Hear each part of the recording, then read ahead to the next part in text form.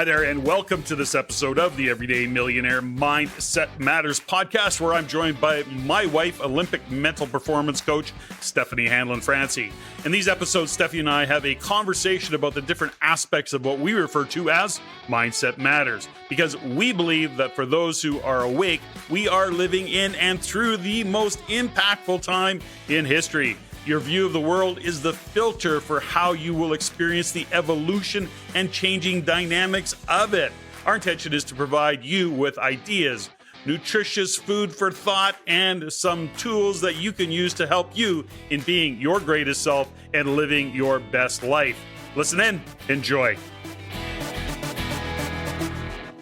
Hey folks, welcome to the Everyday Millionaire Mindset Matters podcast. Steffany. Hang on. So I have to say that first off, right out of the gate, there is an ad, or there are ads that are showing up on the podcast. We don't have control. We're trying to figure out how to control where the ad gets placed. It's out of our control. So I just wanted to say that out loud. And that's just part of the program. So we're figuring it out. We're on a particular platform that's how it gets done, and we're trying to manage that. So I wanted to kind of preface this with sorry for the interruption in advance. Yeah, exactly. And it's usually right when I'm saying something brilliant. Yes, brilliant, as you are.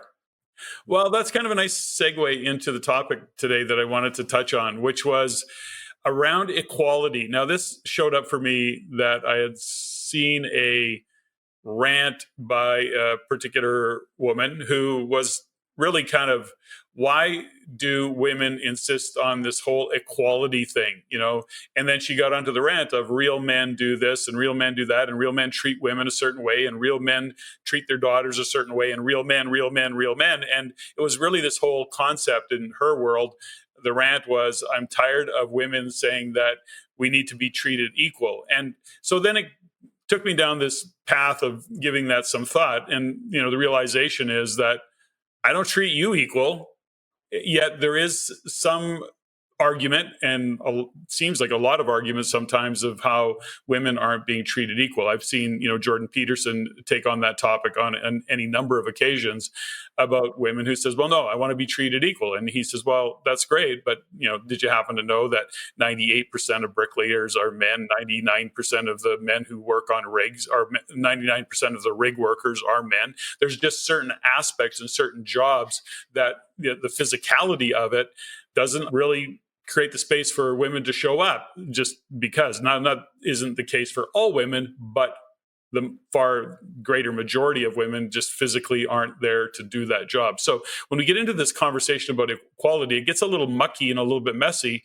And for me, it was just a conversation of going, okay, fundamentally, I don't look as women as not equal.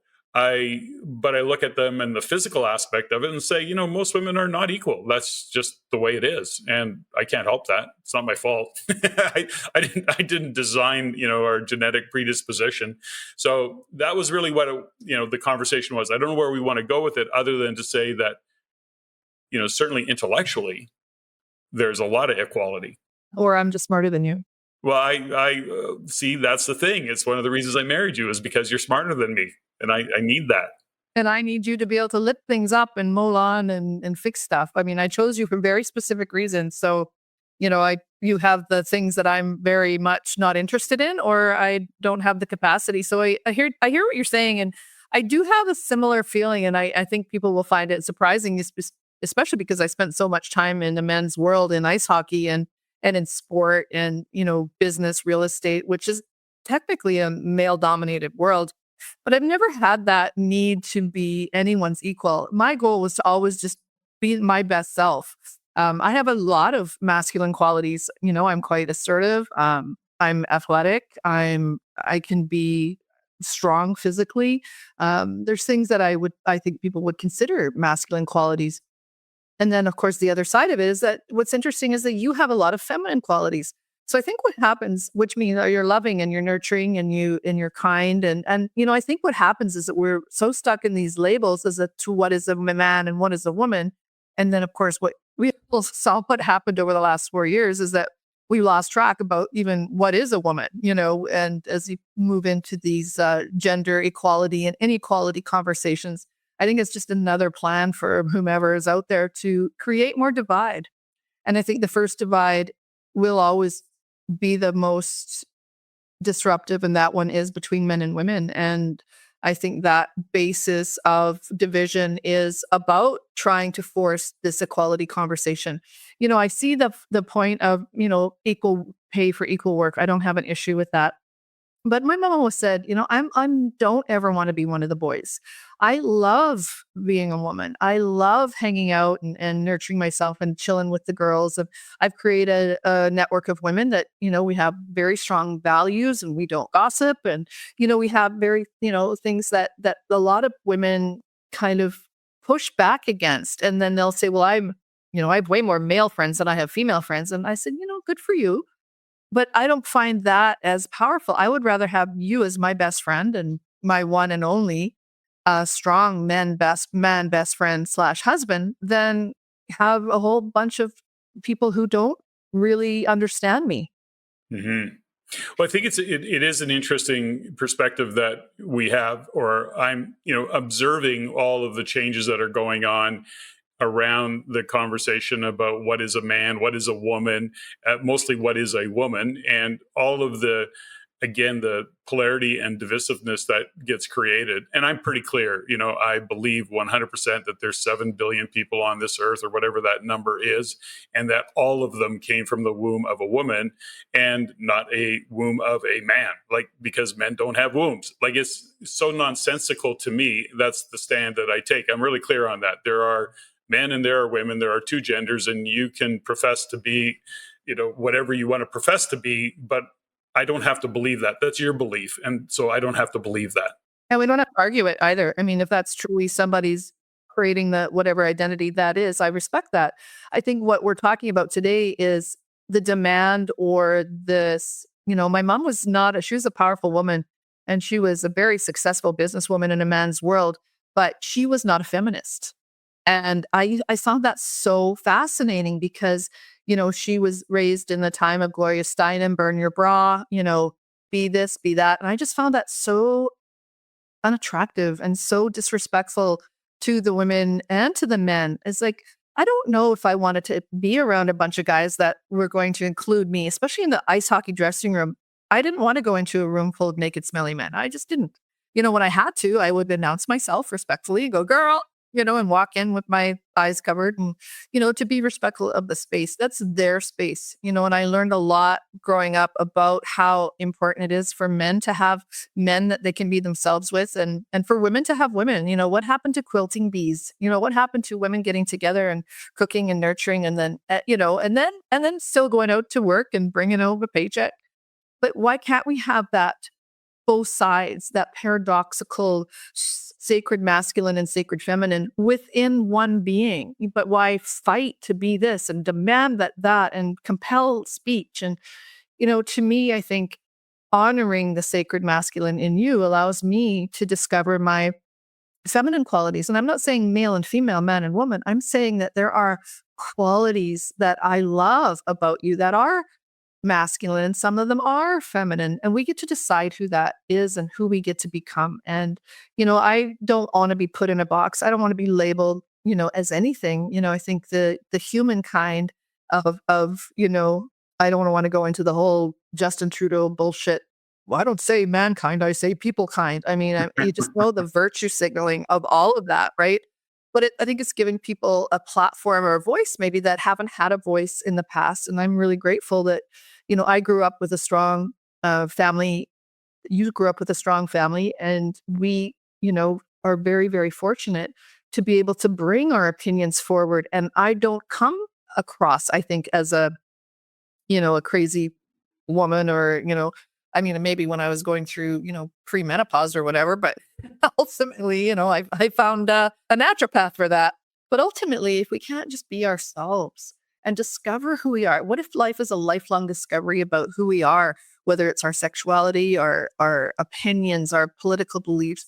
We're so locked into one thing. I had a great conversation with Shar this morning about, what if we could just have a conversation about where we're different? What if our political beliefs and somebody else's political beliefs could just be put on the table and we could discuss them. Why does it have to shut people down?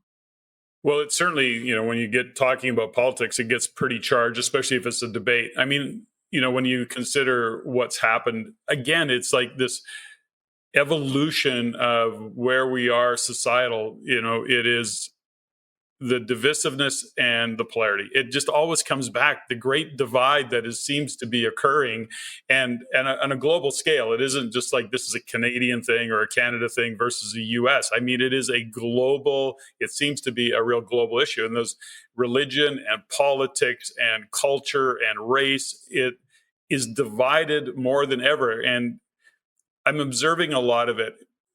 And so when we talk about equality with men and women, that's one side of it. But look at the religious inequality or the imbalance or whatever that might be. It's hard not to get caught and get charged about it. We talk about equality. I agree. I think the only equality, no, I shouldn't maybe be, I have to give it some more thought. But my point is that, you said earlier on, I think equal pay for equal work is certainly a reasonable thought process around the thought of equality. But when it comes to jobs, when it comes to roles, I don't see it as equal. I can't wrap my mind around it. And there's always the extremes on one side or the other. It's like somebody might say, Patrick's a man's man. And I would say, well, not really. The way like I'm not the man's man in, the really kind of aggressive go, murder animals or whatever, kill and bring home. I don't know what I'm trying to say there. It's just that Go to there's the peeler bars. No, but it's like my point is I don't know what my point is, to be honest with you. I don't know what this conversation really is about in terms of the inequality of things in general. And when it comes to male, female, I don't make any apologies for the fact that I don't see women as equal in terms of the physicality of how we are wired. And so for me, that's kind of I can't even try and debate it. We're not talking about pay versus, you're a woman, so you make less. There's and I'm sure there's lots of issues that can be discussed. I know, there was a time where women would go, well, why am I paying $200 for a hairstylist to do my hair? And, men are paying $10 or $20. Well, you had less hair usually. Well, usually it's less hair. But I mean, there's all these things that, that we're trying to bring things into equilibrium. And there's just a part of it where it's gone too far. The pendulum has swung too far, one direction or the other, I think, to the detriment of certainly of our children. And that scares the crap out of me. And, I just don't agree with it. And so when it comes to the conversation of equality, when we look at all of the issues that the word equality brings up and how somebody should be treated. And again, we look at culture and religion, we look at politics, and it seems more and more we're getting divided, and the divide is getting far greater than it's ever been. It's not even coming back to some kind of center. So the pendulum seems to be swinging even further out, which I think is, the other side of that is that how do we deal with this? This is the podcast Mindset Matters. How do we deal with this? It isn't to debate whether that's right or wrong. It's to look and say, this is what we're dealing with. And for me, we recently went and saw Ryan Holiday, and, he did his whole thing around Stoicism, and he is, of course, studying Stoics. And if anything, you and I live in a world where Stoicism is a thing. It's like everybody knows about Stoicism. And interestingly enough, I had a conversation with somebody this morning, and I said, hey, we went and saw Ryan Holiday. And he goes, oh, who's Ryan Holiday? The obstacle is the way, Ryan Holiday, the whole thing about Stoicism. What's Stoicism? Yeah, exactly. Marcus Aurelius? Yeah, that's vague. Yeah, I kind of heard of him before. And so it's interesting that if nothing else, within this podcast is how do we deal with this? And it really is about being able to manage our emotions around it, to be able to step back from it, not be drawn into it. Anybody who knows me knows I can get fired up about politics, but I can just as easily step back from it and not get hooked and not be triggered by it. I can have an opinion of it, but if I'm not going to start throwing punches over it, like it's not that way. I'm not going to unfriend you because we don't agree politically. How do we deal with what is happening in the world today? And I mean, we know people that are at the effect of this whole conversation, whether it be cultural, religion, gender. I mean, we certainly know people that are in the throes of it and are at the effect of it and dealing with it and having to deal with it and aren't happy about it. And it's a weight that they're carrying around. So how do we do it? And, the study of Stoicism is a way to start to break it down and understand what do we control and what don't we control, and what do we have to look at the world and goes on. I can't do anything about that. There is nothing I can do about that. All I can do is control my reaction to it, manage my emotions around it. What would you add to that? Well, the biggest one is Socrates. Is it Socrates that said, know thyself? And I think we're coming back always to the values conversation. As I discover, and you and I we battle it out sometimes, but it's always a values conversation, coming back to values. If we're going to be talking about equality, what are we talking about? Is it equality of outcome? Is it equality? It's true. There are people starting out in different places of the world. There's the Africas of the world. There's the East Hastings. There's people that end up somewhere for no fault of their own. And then at the same time, there's people that arise to the greatest financial outcomes that you can't even imagine. So I think a lot of it is not only values, there's some luck. I'm not saying that, you're not lucky if you end up on East Hastings, or I don't know the journey, but it's not for me to say. What it is for me to say is I know my values and I know where I stand when it comes to how I treat people, and the equality is something that is never really, we had the conversation before about, I know I'm not a nice person because I don't suck up to people and kiss ass, but I'm a kind person. And I would rather be known as kind than nice. And I think even something like that can cause division. The thing that kind of brought up for me, hun, when you were talking, is that this word equity right now is being thrown around like this DEI stuff, diversity, equity, and inclusion. I was horrified. I went to a figure skating conference and they have an entire DEI department and a person that was leading it. And I found it, and everybody's nodding their head like they were agreeing with it. And I thought, how is that when you think about equity? I think about equity in terms of investment. I'm building equity in my house. I've got relational equity that I'm building with people and commitments that I make in terms of following up, being who I say I am, honoring my word. To me, that's equity. But what I'm hearing is that they're interchanging the word equity and equality, and it's not the same. It's not the same. Equity and equality are not the same thing. And I think that's where people get confused. Well, it's not only confusing, but we start to see, I know myself, it triggers me, and I've certainly looked at it and said, why am I so angry about this? And so when I consider how angry I get about it, I realize it's because, and you and I've had this thought process, is that I think most anger is driven by fear. And what I realize is I'm angry because I am fearful of where this is going. It's the proverbial, this train seems to be coming off the tracks. And, back when we look at the DEI conversation, the diversity, inclusion, equity, inclusion, we had the experience where somebody we know had a job over the summer in a public sector role. It was a summer job, then wanted to apply for a full-time job, but she had to reapply. So she had spent months working within this sector and had to reapply because and had to literally reapply, re-interview as if they've never met her before. And it was like so inefficient, so ridiculous. It pisses me off. It angers me to see that public spending of my tax dollars. But when I really unpack it, yes, that pisses me off. The inefficiency, the bureaucracy drives me crazy. Even the word bureaucracy angers me, but it's because, number one, of the efficiency. Number two is the out of controlness of it. And it just makes me fearful because of the costs associated with it, how that is going to impact our daughter, our grandchildren. Like, it just, when I look into the future, I'm fearful, and that pisses me off.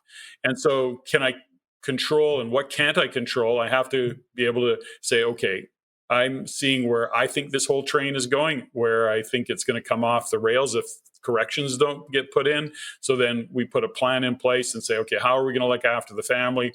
How are we going to look after ourselves from a business perspective?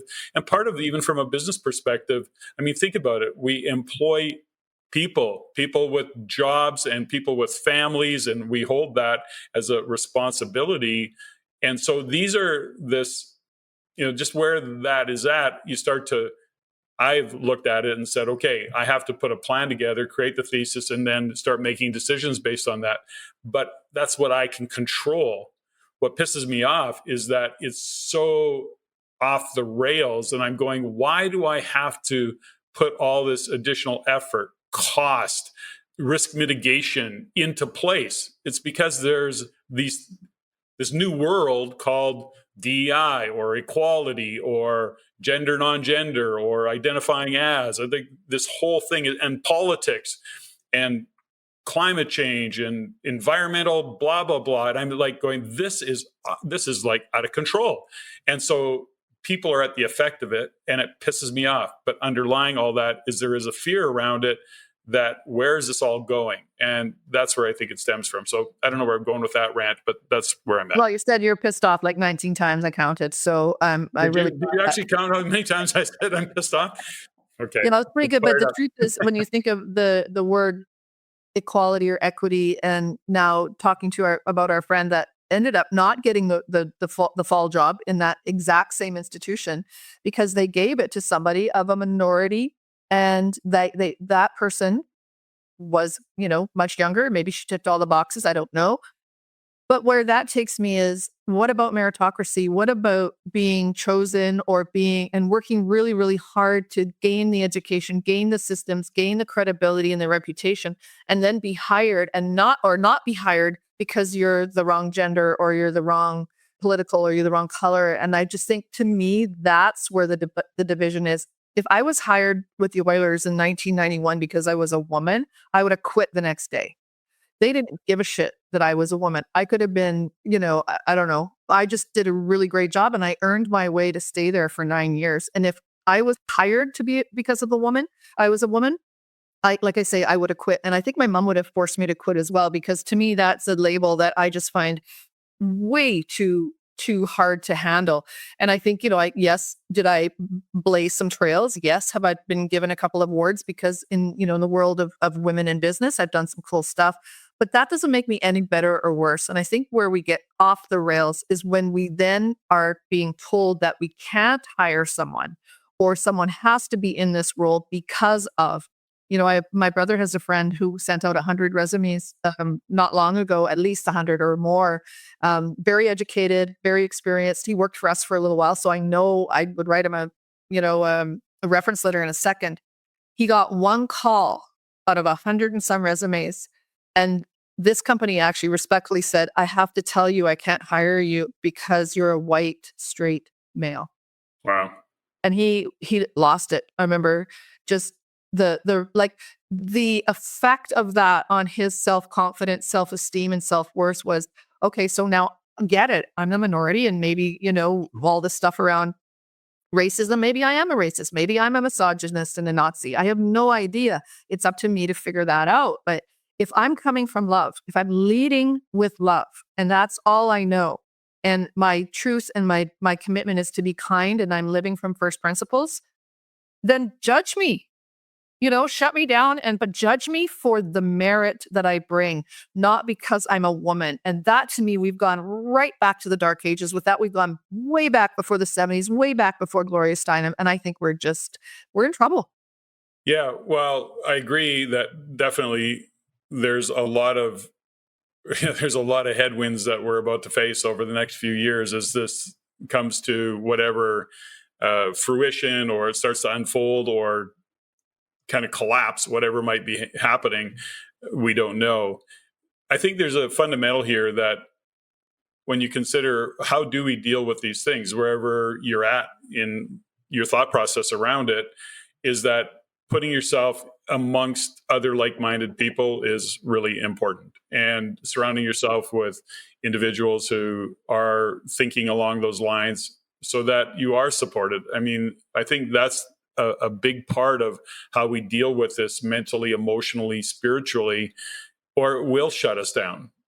We're blessed in our relationship, you and I as a couple, but also in the friends that we have, that it's not like we spend hours debating or having these discussions, but at least we know that we can have a conversation, we can have a view, or be thoughtful, or ask a question, or consider something without it offending or going off the rails in terms of the conversation. I think that's an important aspect of, what do you deal with? And of course, because we are in the space we're at in terms of owning businesses, many people who have jobs don't have that luxury. They're, at the Ryan Holiday event, one of the audience individuals, one of the people in the audience, asked the question, how do I deal with this? How do I deal with certain things in this office environment? How do I remain stoic at a time when somebody's saying something that is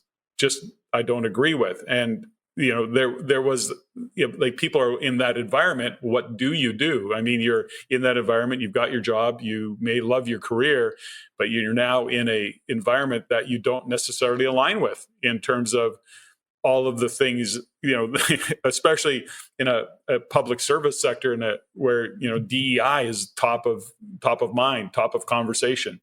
Well, if it is, and that's the case in those industries, that is where we get to align with our values, and maybe that's where we can introduce the conversations about stoicism and what we can control and what we can't control. But the truth of the matter for me is I want to have conversations with people that think differently. I don't just want to be around all the time people with like mind. I like it, but I think I will learn more if I can hear and understand how somebody comes to the conclusion that is completely opposite to my experience, because they have their own experience, they have their own values and their own history. I'm not saying how I think is right or how they think is wrong or vice versa, but I think what would be really cool as we navigate this great divide is how do we invite conversations with people from the other side or the opposite side of the aisle, or because it's not just red and blue.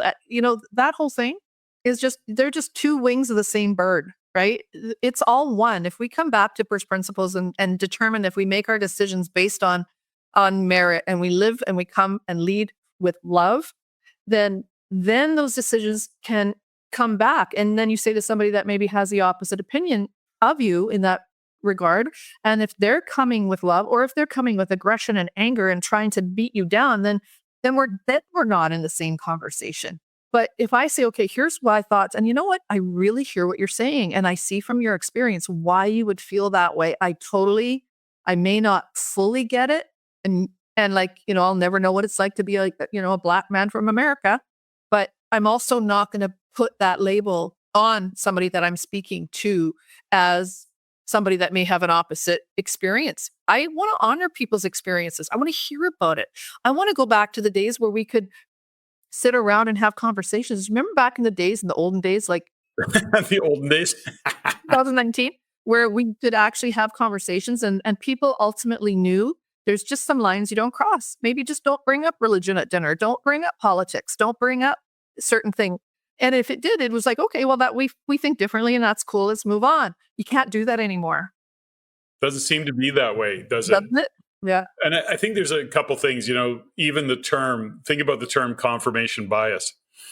That term didn't really come up prior to 2020. You didn't really hear about it. And then now it's confirmation bias is a thing. And I don't know if that's because of just how much impact social media has. I'm not sure what it is. And AI, for sure. And AI. Algorithms. Oh, yeah. But there's also the term, we used to use the term all the time, what are you pretending not to know? Or said another way, because of what has been discovered, Sam Cooper, who wrote the book Willful Blindness, is now a term.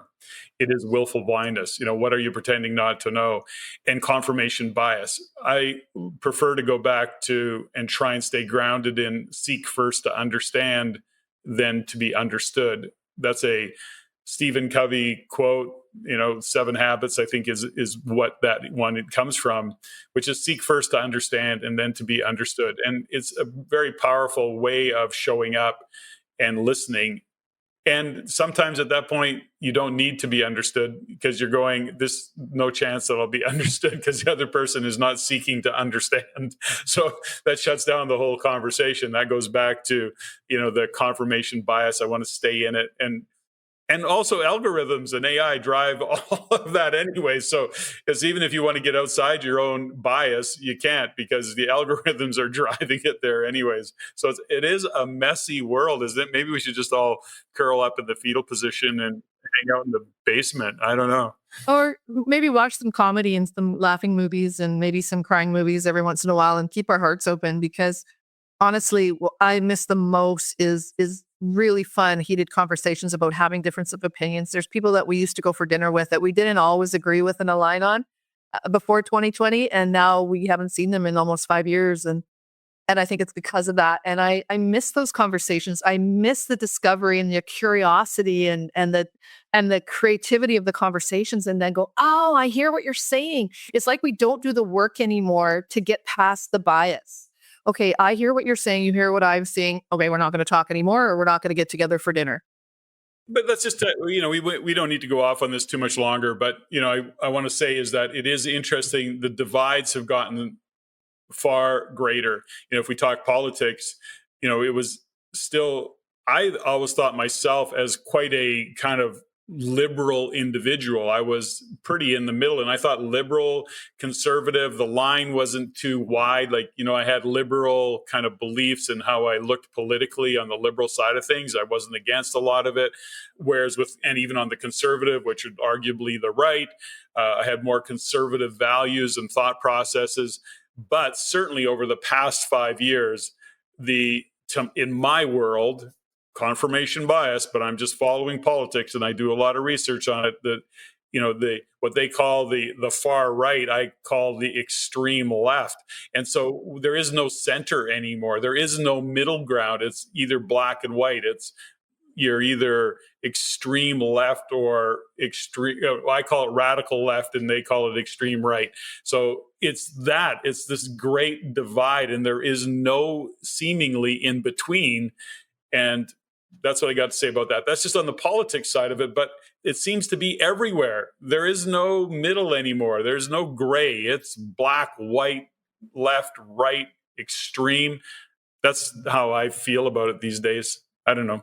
I think it swings, like you said, the pendulum will swing, but there's also the people in the center that I think I would be considered more a populist now, where I'm drawn to people who have common sense, and I'm drawn to people who will have a conversation that's not from a teleprompter, or that's why again I stopped watching news 10 years ago. I mean, every once in a while we'll pop it on because we want to see what people are being fed, and I get that, but I don't want to have to be influenced by that. So when you talk about AI and the algorithms on social media, I also want to make sure that I'm stretching into the opposite of what it is that I believe. And as partly as a contrarian, I like to do the opposite, not the obvious. So I think from a couple standpoint, if we just go right back to the beginning about our strengths as, the divide of men and women right now, and to honor our differences, wouldn't that be fun? And wouldn't that be kind if we just got back to a place where we could honor our differences?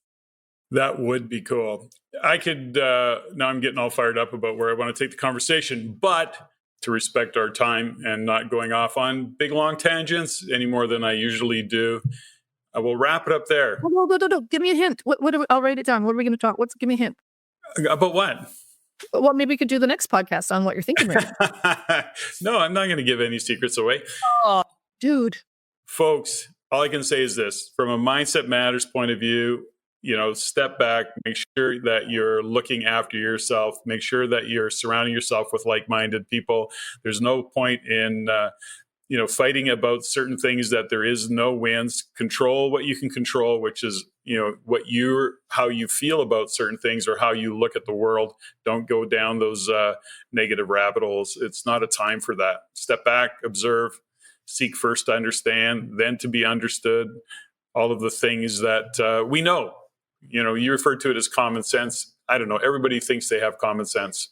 Well, I think it should be the 6th or 7th sense, after intuition. There should be something. My mom always said, there's 5 senses, but where did the common sense go? Where did the common That's a good one. Gosh, you're so on it today. Okay, we'll call that a wrap. Thanks, everybody. Again, apologize for where the ads are coming in. That's the only way we can pay the team to look after our podcast for us. So thanks for your patience through it. We'll get it all handled. As always, any feedback that you might have is appreciated. CEO@reincanada.com, CEO@reincanada.com. Steffany, thank you. That was so fun. Ladies and gentlemen, thank you for listening. If you found value in the podcast, please take the time to rate and review and share with others. Share with your friends. As it is my goal to always improve and to provide the highest value for you, the listener. If you have any comments, suggestions, or questions you'd like answered, please email me at ceo@reincanada.com. That's ceo@reincanada.com. I look forward to hearing from you. And until next time, Patrick out.